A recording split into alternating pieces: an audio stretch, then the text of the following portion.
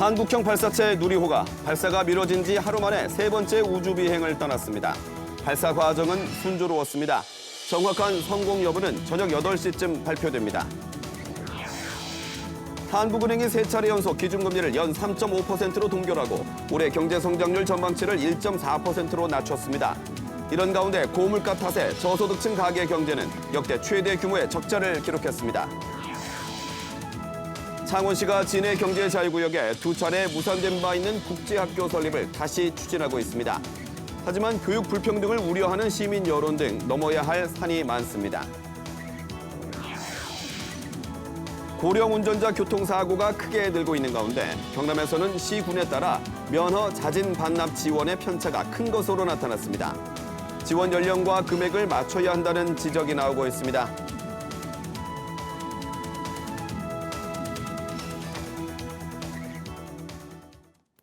안녕하십니까. 7시 뉴스 시작합니다. 한국형 발사체 누리호가 조금 전인 저녁 6시 24분 세 번째 우주 비행을 떠났습니다. 지금까지의 발사 과정은 순조롭게 진행된 것으로 전해지는데요. 잠시 후 저녁 8시쯤 발사 성공 여부가 발표될 예정입니다. 다음 소식입니다. 높은 물가로 올해 1분기 가계 실질 소득 증가율이 제자리 걸음에 그쳤습니다. 반면에 지출은 크게 늘면서 가계 수지 흑자액이 12% 넘게 감소했는데요. 특히 저소득층은 역대 최대 규모의 적자입니다. 이승훈 기자가 보도합니다. 올해 1분기 가구당 월 평균 소득은 505만여 원으로 지난해 같은 분기보다 4.7% 증가했습니다. 월 평균 소득이 500만 원을 넘긴 건 통계 작성 이후 처음이지만 물가를 감안한 실질 소득으로 따지면 소득 증가율은 0%, 제자리 걸음입니다. 특히 자영업자 등이 포함되는 사업소득은 이번에 마이너스 6.8%를 기록해 1인 가구를 포함한 통계 작성 이후 가장 큰 감소폭을 기록했습니다. 인건비, 원자재값, 이자 비용 등 사업 비용 상승과 전년도 사업소득 큰 폭 상승에 따른 기저효과가 복합적으로 작용한 것으로 보입니다. 반면 높은 물가에 코로나로 억눌렸던 소비까지 살아나면서 가계 지출은 큰 폭으로 늘었습니다. 1분기 가구당 월 평균 지출액은 388만 원을 넘기며 1년 전 같은 분기보다 11% 넘게 증가했습니다. 오락 문화 항목이 30% 넘게 상승했고 교통비도 20% 이상 증가했습니다. 가스요금 인상에 연료비도 23% 넘게 증가했고 비소비 지출 항목 가운데선 이자 비용이 42.8% 상승해 역대 최고 증가폭을 보였습니다. 이렇게 소득보다 지출이 더 크게 늘면서 가계수지 흑자액은 116만여 원으로 지난해 같은 분기보다 12% 넘게 줄었습니다. 특히 소득 하위 20%의 경우 46만 원 적자를 기록해 역대 최대 규모의 적자를 기록했습니다. 소득 상하위 격차를 뜻하는 균등화 처분 가능 소득 5분위 배율도 지난해 1분기보다 0.18배 더 악화돼 저소득층의 어려움이 더 커졌음을 나타냈습니다. KBS 뉴스 이승훈입니다. 한국은행이 지난 2월과 4월에 이어 세 차례 연속 기준금리를 연 3.5%로 동결했습니다. 수출과 투자 부진에 따른 불확실성을 반영해 올해 경제 성장률 전망치는 1.4%로 하향 조정했습니다. 손서영 기자의 보도입니다. 한국은행 금융통화위원회는 오늘 기준금리를 연 3.5%로 동결한다고 발표했습니다. 지난 2월과 4월에 이어 세 번 연속 동결입니다. 물가 상승률이 둔화되고 있지만 상당 기간 목표 수준을 상회할 것으로 전망되는 만큼 현재의 긴축 기조를 유지하는 것이 적절하다고 판단하였습니다. 사실상 금리 인상 기조가 종료된 것 아니냐는 반응이 시장에서 나오는 데 대해서는 절대로 못 올릴 거라는 생각은 말아달라며 인상 가능성을 열어뒀습니다. 또 연내 금리 인하는 물가가 확실하게 2% 목표 수준으로 수렴한다는 증거가 있기 전까진 시기상조라고 밝혔습니다. 이번 동결 결정의 배경이 되는 우리 경제 상황에 대해 한국은행은 수출과 투자 부진이 이어지며 성장세 둔화가 지속되는 가운데 대내외 경제 상황의 불확실성도 있다고 진단했습니다. 그러면서 올해 국내 총생산 GDP 성장률 전망치를 기존 1.6%에서 1.4%로 하향 조정했습니다. IT하고 반도체 경기가 저희가 생각한 것보다 회복이 좀 연기되는 것 같고요. 중국 경제의 회복 속도가 생각보다 조금 느린 것 같아요. 한은의 올해 성장률 전망치는 최근 1.5%로 하향 조정한 IMF 성장률 전망치보다도 낮은 수준입니다. 다만 이창용 한은 총재는 반도체 경기와 중국 경제가 좋아지면 하반기에는 우리 경제 성장률도 올라갈 것으로 본다며 기존 상저하고 전망을 이어갔습니다. KBS 뉴스 손서영입니다. 미국 연방준비제도가 다음 달 기준금리를 동결하냐 인상하냐를 놓고 연준 내에서도 의견이 팽팽하게 갈리고 있는 것으로 이달 초에 열렸던 통화정책회의의 의사록을 통해 확인됐습니다. 뉴욕 증시는 백악관과 의회 부채 한도 협상 난항으로 투자 심리가 위축되면서 이틀 연속 하락세를 이어갔습니다. 뉴욕에서 한보경 특파원이 보도합니다. 치솟는 물가를 끌어내리기 위해 미국 연방준비제도는 지난해 3월부터 이달까지 기준금리를 10회 연속 인상했습니다. 이달에도 0.25%포인트 인상되면서 미국 기준금리는 현재 5%에서 5.25% 구간입니다. 관심은 연준이 당장 다음 달 금리를 또 올릴지에 있는데 이달 초 열린 회의에서도 동결이냐 인상이냐를 놓고 의견이 팽팽하게 갈렸던 것으로 오늘 공개된 회의 의사록을 통해 확인됐습니다.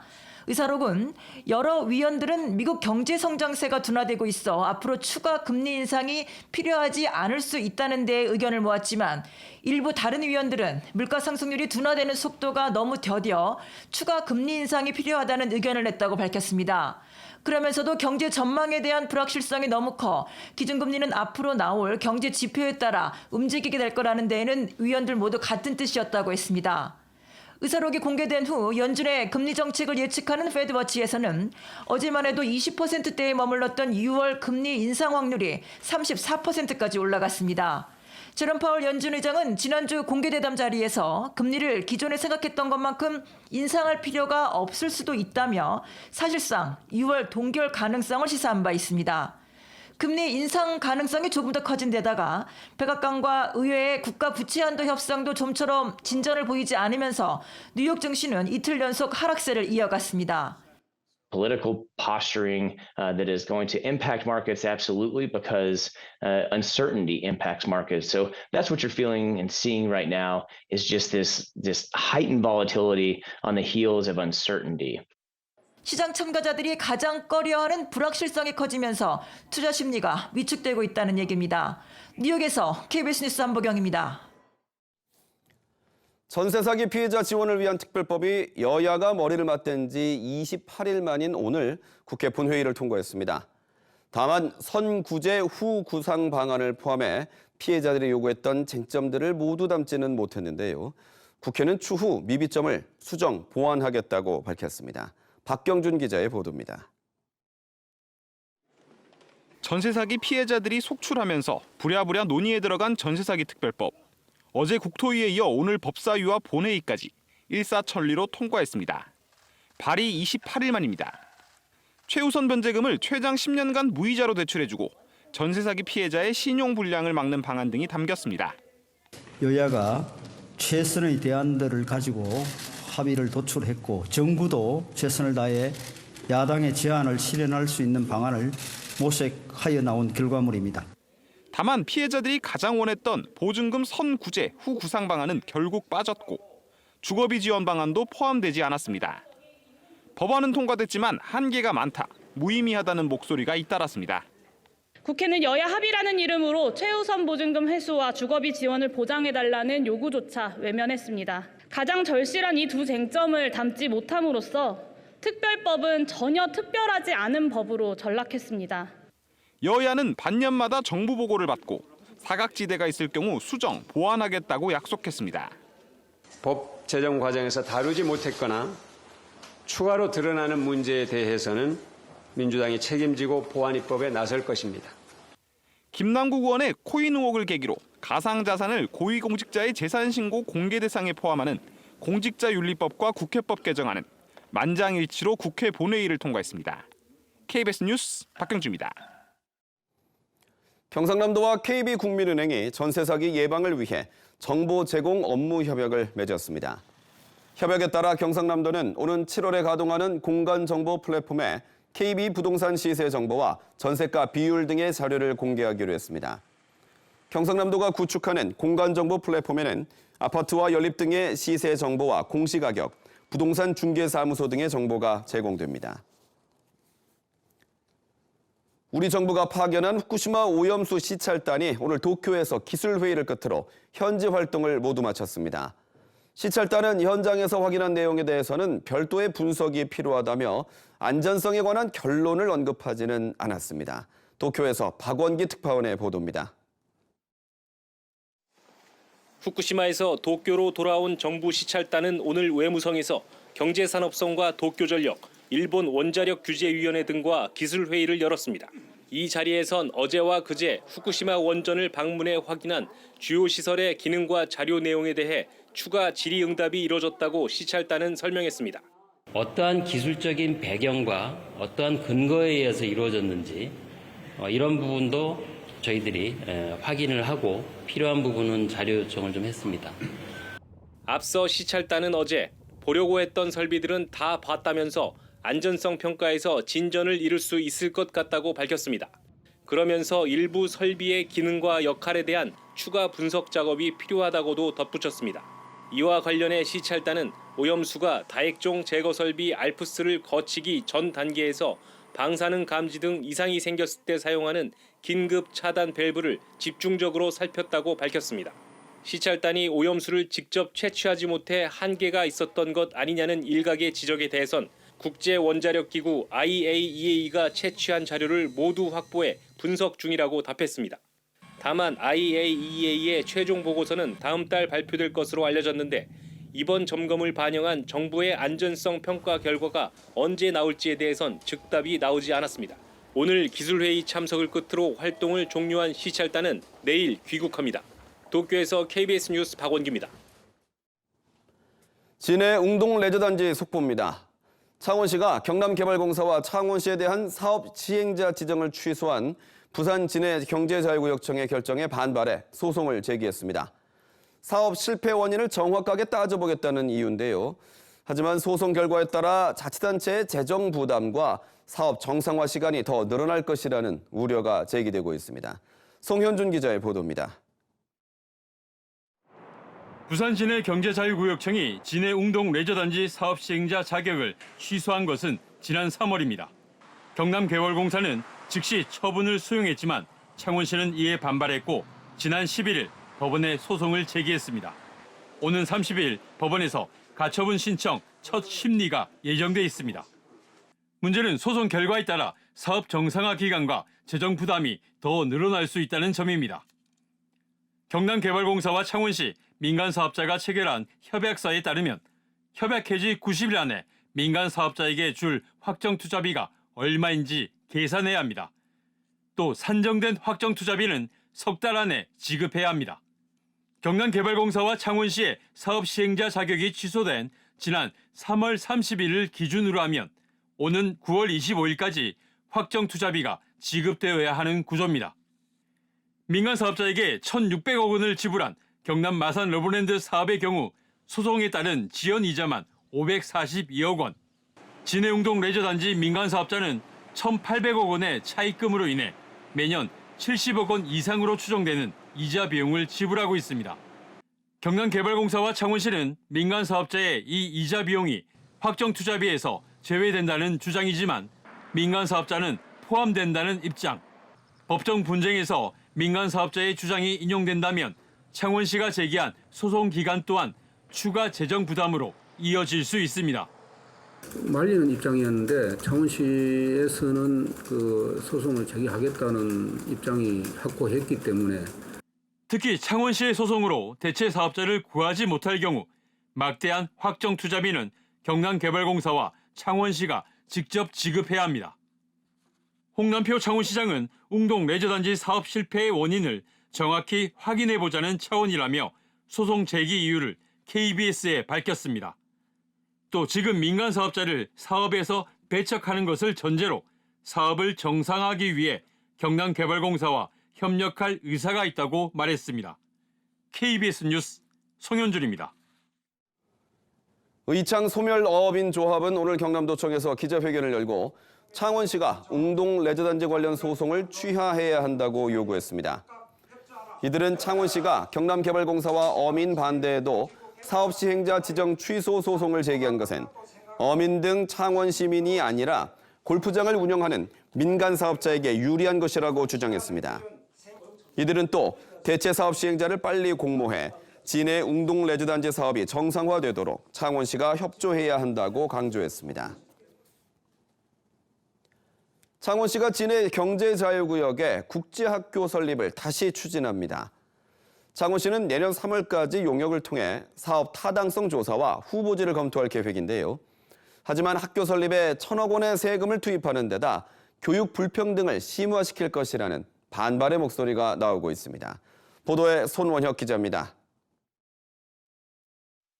골프장만 개발된 진해 웅동 레저단지 225만 제곱미터 가운데 5만 6천 제곱미터의 용도는 국제학교. 2017년 창원시가 외국 학교 법인까지 유치했지만 경남교육청의 교육환경평가 문턱을 넘지 못했습니다. 2011년 사업 무산에 이어 두 번째 무산이었습니다. 홍남표 창원시장의 공약에 따라 창원시가 진해권 외국 교육기관 설립 타당성 조사 용역에 착수합니다.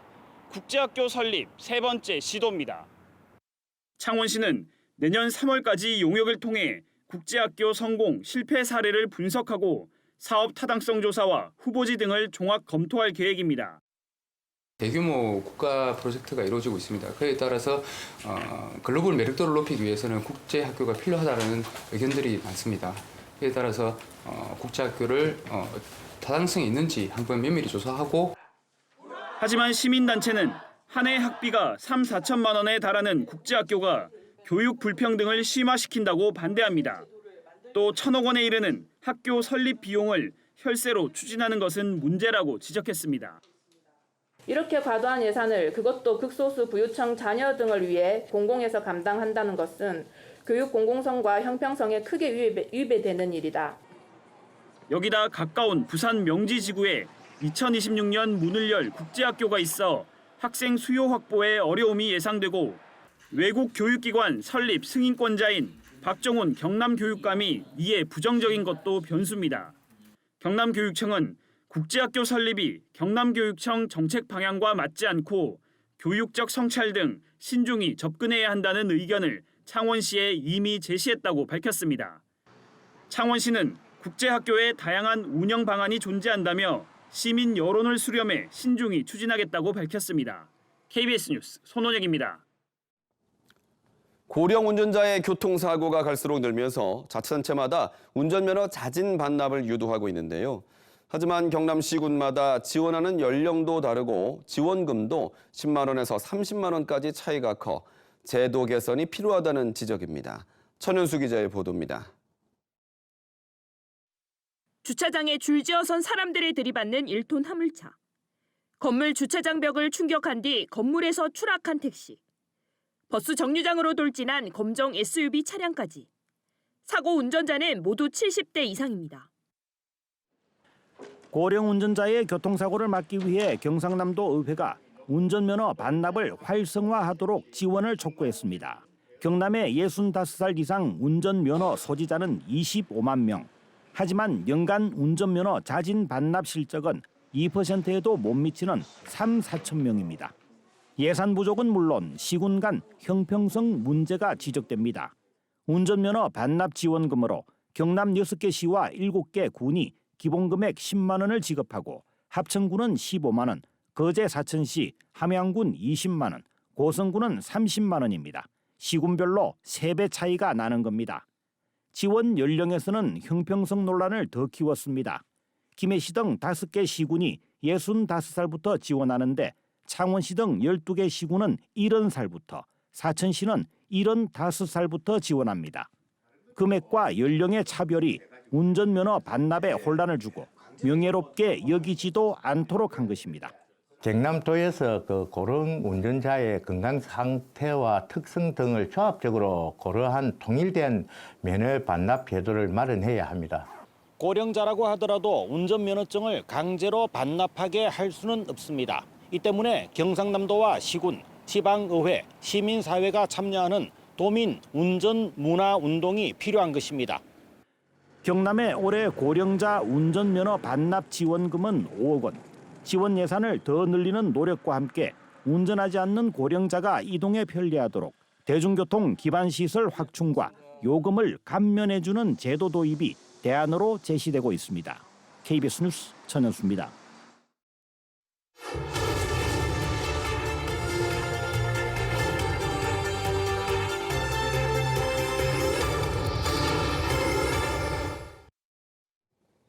선거관리위원회 전 현직 사무총장 등 고위 간부의 자녀들이 선관위에 특혜 채용돼 이른바 아빠 찬스 아니냐는 의혹이 불거졌는데요.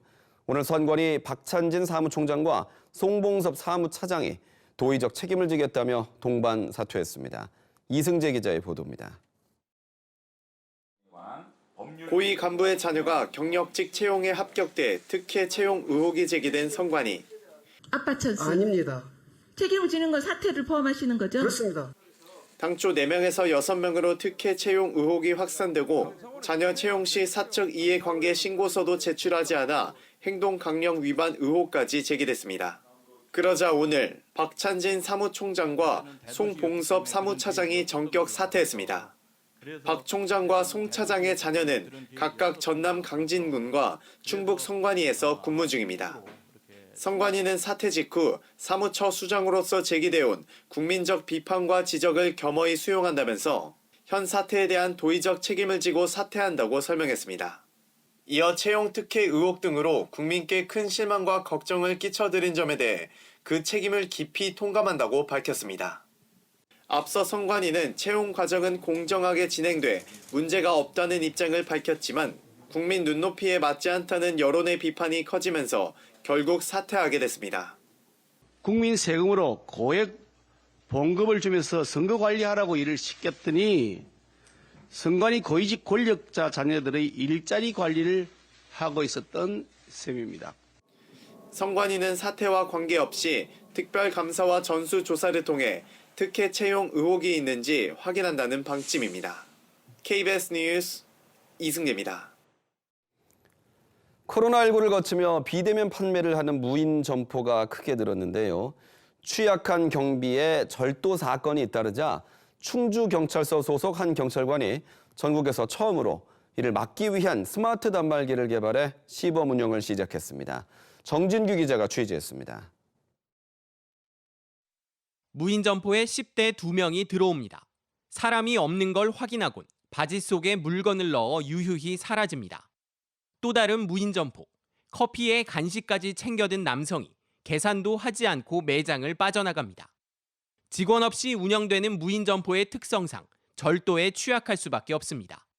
실제 무인 점포 내 절도 발생 건수는 월 평균 471건으로 1년 새 34%나 증가했습니다. 이에 경찰이 범죄 예방을 위한 스마트 단말기를 시범 도입했습니다. 매장 내 움직임이 감지되면 이렇게 자동으로 경찰의 순찰 영상 등이 재생됩니다. 이 매장의 경우 절도 사건이 스마트 단말기 도입 이후 일주일 이상 한 번도 발생하지 않았습니다. 어른들도 오셔가지고 요거 시스템에 대해서 관심을 많이 가져주시고 이게 기능이 무엇인가 또 여쭤봐 주시기도 하고. 스마트 단말기 개발의 주역은 코딩 프로그램에 능숙한 한 경찰관. 예산 배정도 없이 버려진 PC와 모니터를 모아 고안한 뒤 점포들에 보급했습니다. 텍스트적으로 되어 있는 거는 좀 그런 거에 대한 효과가 감경되기 때문에 이 동영상이라는 그 어떤 특수한 어떤 매체 자체를 사람들한테 인식을 시켜주면은 그 주목도를 한층 더 높일 수 있다라는 생각 때문에 경찰은 다음 달까지 스마트 단말기를 시범 운영한 뒤 효과 검증 과정을 거쳐 기능 개선과 설치 확대 여부를 결정할 계획입니다. KBS 뉴스 정진규입니다.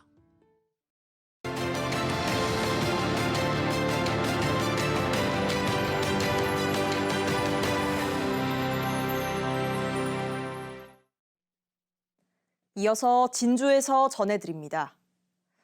진주시가 다음 달 15일까지 농사용 전기요금 인상액 지원 신청을 받습니다.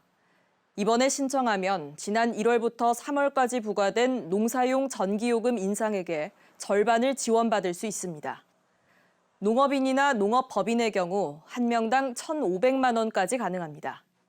진주시는 전체 지원 대상 2만 800여 명을 대상으로 전기요금 인상액 21억 원을 지원할 계획입니다. 사천해양경찰서는 사천과 남해, 하동 등 해안가에서 양귀비를 불법 재배한 혐의로 7명을 적발해 2명을 불구속 입건했습니다. 해경 수사 결과 60대 A씨는 주택 텃밭에 비닐하우스를 만들어 양귀비 1,100여 주를 재배한 혐의를 받고 있습니다. 해경은 양귀비 1,300여 주를 압수하고 추가 범행 여부를 수사하고 있습니다. 거창군이 위탁 운영하던 군립 노인요양병원을 직접 운영하기로 했습니다. 거창군은 병원 직원 40여 명을 고용 승계한 뒤 노후화된 시설을 개선하고 경증 치매 환자를 위한 프로그램을 직접 운영해 나갈 계획이라고 밝혔습니다. 거창군은 지난달 6차례 공고 끝에 한 의료재단과 노인요양병원 위수탁 협약을 맺었지만 적자 보전 등을 이유로 이달 초 협약을 해지했습니다. 남해군이 지난 1월 추진한 마을 자치규약 표준안이 행정안전부 1분기 적극행정 규제 해소 사례에 선정됐습니다. 마을 자치규약 표준안은 마을에 전입한 주민의 마을회 가입 안내 규정과 재정 보고 규정 등을 담은 것으로 귀농 귀촌인의 마을회 진입 장벽이나 원주민과의 갈등을 해소하기 위해 추진됐습니다. 지금까지 진주에서 전해드렸습니다.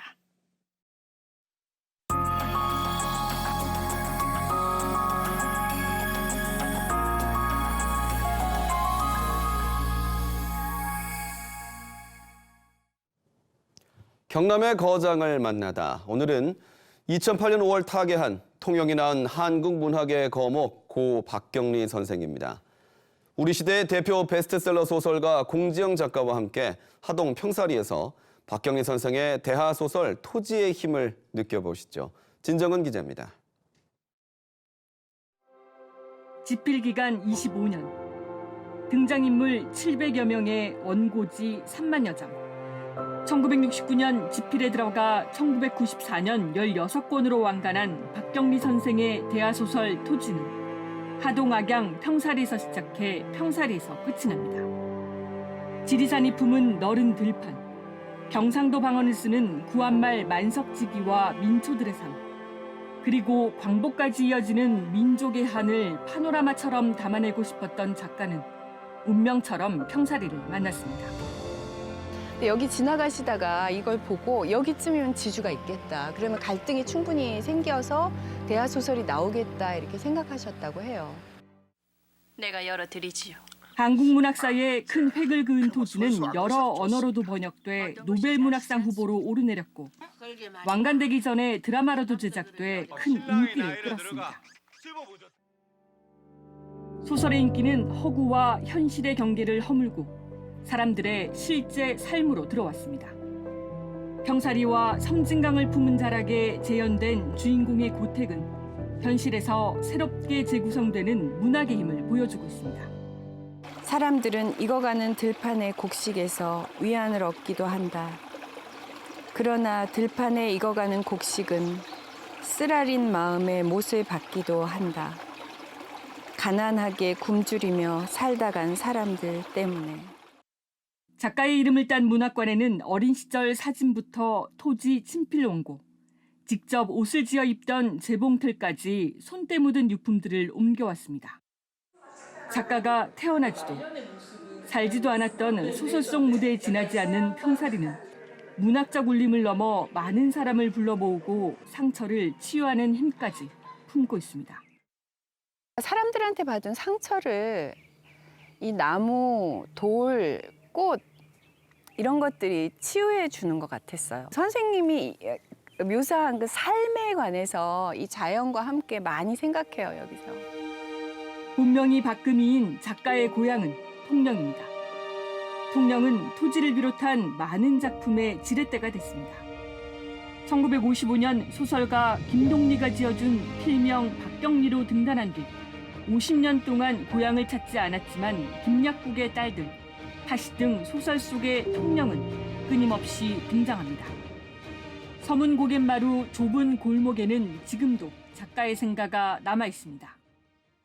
뭐 여러 가지 문학도 거기 있겠지. 자기 뭐 사상을 전달하는 수단으로서의 문화, 그게 문학의 본질은 아니거든요. 우리가 인생의 삶의 본질을 추구하는 그 자체가 나는 문학의 본질이라고 생각해요. 2008년 5월 폐암으로 눈을 감은 뒤에야 작가는 그리운 고향 바다 곁으로 돌아와 토지처럼 파란만장했던 소설 같은 80여 년생을 마감했습니다. TBS 뉴스 김정은입니다.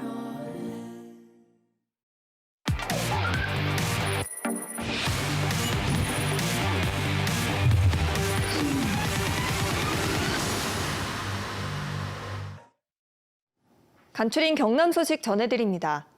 올해 첫 온열 질환 추정 사망자가 창녕에서 발생했습니다. 질병관리청은 지난 21일 오후 4시쯤 창녕군 밭에서 양파를 수확한 뒤 쉬고 있다 쓰러진 중국 국적 44살 남성 노동자가 온열 질환 추정으로 사망했으며 이는 지난해보다 41일 일찍 발생한 거라고 밝혔습니다. 이날 창녕군의 낮 최고 기온은 30.2도, 사고가 난 오후 4시 기온은 29.7도로 확인됐습니다. 창녕은 지난해에도 전국 첫 온열 질환 추정 사망자가 나왔습니다. 낙동강에서 올해 첫 녹조띠가 관측되면서 환경단체들이 대책 마련을 촉구했습니다. 낙동강 네트워크는 어제 합천 창녕보 상류 우산리와 창녕 함안보 두 곳에서 녹조띠가 목격됐고 이는 지난해보다 한 달가량 앞선 것이라고 이례적인 현상이라고 지적했습니다. 또 올해 녹조의 강도와 기간이 더 심해질 것으로 예상된다며 낙동강 보호 수문 개방 등 녹조 저감 대책을 서둘러 마련해야 한다고 밝혔습니다. 마창진 환경운동연합이 오늘 창원시청에서 기자회견을 열고 주남저수지 송영 들판에 대한 성토계획 중단을 촉구했습니다. 환경단체는 송영 들판이 겨울철새에 안전한 먹거리를 제공하고 창원형 자연 농업 확산을 위해 업무 협약까지 맺은 곳이라며 창원시가 주남저수지 종합관리계획을 위반한 개발 행위를 하고 있다는 주장을 했습니다. 이에 대해 창원시는 50cm 미만 농지 성토는 신고가 필요 없고 철새 서식 환경에도 영향을 주지 않는다고 해명했습니다. 지역별 전기요금 차등제의 근거가 될 특별법이 국회를 통과했습니다. 국회는 오늘 본회의를 열고 분산에너지 활성화 특별법을 재석 의원 212명에 찬성 190명, 반대 5명, 기권 17명으로 통과시켰습니다. 전력 자급률을 높여 원정 등 지역의 발전소에서 생산한 전기를 수도권에서 쓰는 불균형을 해소하자는 취지의 특별법에는 송배전 비용 등에 따라 전기요금을 달리 정할 수 있는 조항도 포함됐습니다. 이에 따라 요금 산정 방식 등을 만들어 특별법이 시행되면 발전소 주변 지역의 주택용과 산업용 전기요금이 낮춰질 전망입니다. 경상남도와 대한무역투자진흥공사가 어제 업무 협약을 맺고 무역과 투자 유치 분야 등에서 서로 협력하기로 약속했습니다. 협약에 따라 두 기관은 무역과 투자 동향 정보를 교류하고 경남 중소기업의 해외 진출과 외국인 투자 및 국내 복귀 기업 유치에도 협력할 계획입니다. 또 해외 투자 유치 공동기업 설명회를 확대하고 해외 공동 물류센터 지원 사업 등을 추진합니다.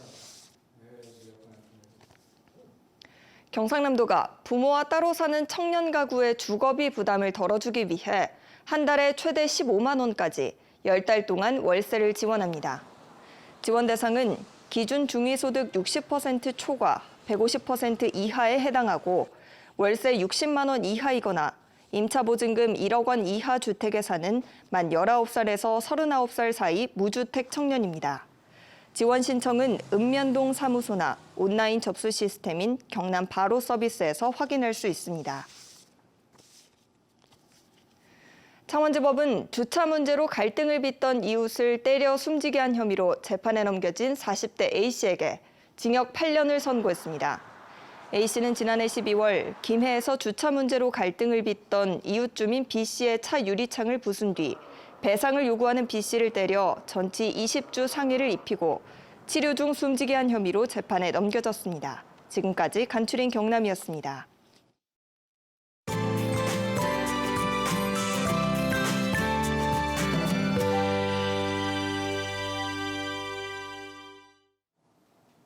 내일은 우리 지역에 비 소식이 있겠습니다. 경남 남해안과 서부 내륙을 중심으로 기압골에 의한 비가 지나겠는데요. 예상되는 강수량은 새벽부터 밤까지 5에서 20mm 정도입니다. 그 밖의 지역으로는 대체로 흐린 하늘 예상됩니다. 한편 비가 내리면서 더위의 열기는 잠시 주춤하겠습니다. 내륙을 중심으로 초여름 더위를 보였던 오늘과 달리 내일 창원의 낮 기온이 21도, 밀양과 창녕이 23도를 보이면서 오늘보다 2에서 4도가량 낮겠습니다. 비가 지나고 난 뒤 기온은 다시 오르면서 예년 수준을 웃돌겠습니다. 내일은 원활한 대기 확산으로 공기질 청정하겠습니다. 우리 지역의 미세먼지 농도 좋음 단계 예상됩니다. 다음은 자세한 지역별 기온 살펴보겠습니다. 내일 아침 창원이 16도, 함안 15도, 의령 14도 예상됩니다. 한낮에는 창녕과 밀양이 23도, 고성과 통영이 21도 예상됩니다. 서부 지역도 진주가 15도, 거창 13도, 함양 14도 예상되고요. 한낮에는 합천이 23도, 하동 23도 등을 보이면서 대부분 지역에서 23도 안팎을 보이겠습니다. 바다의 물결은 모든 해상에서 비교적 잔잔하게 일겠습니다. 이번 주는 구름 많다가 월요일과 화요일 사이에 한 차례 비 소식이 있겠습니다. 날씨였습니다. 7시 뉴스 마칩니다. 경남은 뉴스7 경남입니다.